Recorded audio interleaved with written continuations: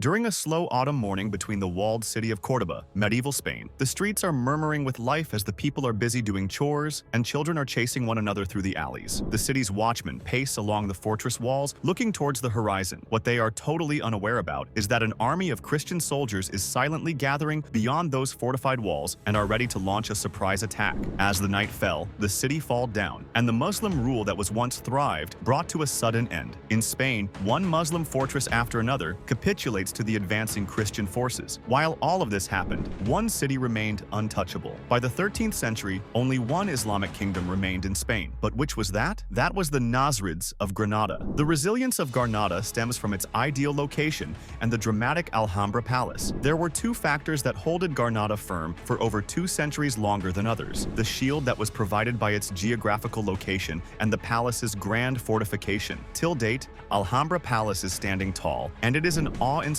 architectural symbol that will captivate you from its magnificence. However, as you amble through its adorned halls and courtyards, one feature that will capture your attention is its ingenious water system. This truly stands out. There is a complex network of channels and pipes which have weaved through the palace. It supplies water to lush gardens, the dazzling fountains of the palace, and also to luxurious baths. This amazing system is truly a marvel of medieval engineering, which supplied innovations such as the underfloor heating system and the fountains that are capable of marking lapse of time. Even after so many years passed by, many of these functions are still in working condition. Once, when the ruler of Granada visualized this palace, the engineers he hired for the palace faced an intimidating challenge. They were stuck on how to proceed with the idea that the ruler envisioned as the city's main river was about 200 meters below the palace. They had to lift the water, and lifting water to such heights required extraordinary inventiveness. To solve this difficult case, they thought about multiple solutions and finally came up with a solution. They traced the river 6 kilometers upstream towards a higher elevation. On that elevation, they built a dam and diverted water into a carefully sloped channel, which is known as the Royal Canal. After navigating the uneven ground, the canal delivered water right outside the palace. So, the hurdles of this project were resolved here? No, this was just the first hurdle. The engineers still had great plans ahead: heated baths, fountains with dramatic water jets, and even water-powered clocks. These unique plans required a lot more water pressure than the canal could provide. To create that required pressure, the engineers built a storage reservoir at a point above the level of the palace. Water from the canal was drawn into a well that was about 60 meters below the reservoir. To lift the water, they used a water wheel that was powered by animals. The water was then stored in a reservoir which provided both pressure and a backup supply during dry spells. From the reservoir, water flowed across aqueduct into the palace, where it is further branched into a complicated system of channels. These channels delivered a specific amount of water to different inferiors of the palace, which includes an awe-inspiring fountain right in the heart of the palace. But what's the story of this mesmerizing fountain? The fountain was constructed during the 14th century. It features 12 lion statues,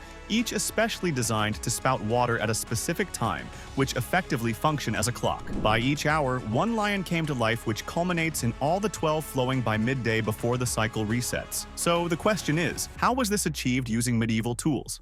The answer for this question lies in the fountain's creative design. A central bowl is filled with water through a balanced flow. 12 holes that are accurately positioned and calibrated experience that is similar to a spa. Water circulated through a copper boiler and vents out through marble channels that warms the floor and walls. In addition, the movement of water helps to cool down the palace. At the same time, it flowed through pools, and fountain evaporation cooled down the surrounding air. That is a welcoming relief in Granada's hot climate. Another amazing part is, even the soldiers' quarters that are located at a higher elevation within the palace, so they are also benefited from the system. Moreover, a unique device here raised the water without the help of any external power. Engineers utilized low-pressure zones to lift water through narrow pipes, going against the gravity and delivering water to the upper levels. All of this was done by creating a whirlpool in a container. Till date, the magnificent Alhambra Palace stands tall with all of its glory. It is a breathtaking symbol of architectural mastery. This will remain a testament to the expertise of the ones who created it by putting their heart and soul in this huge project. Their innovations are endured by many till today. I hope you guys enjoyed learning about this amazing water system. For more such interesting videos, subscribe our channel and comment down the best part of this water system. We'll come up with some more informative yet interesting videos next, so stay with us.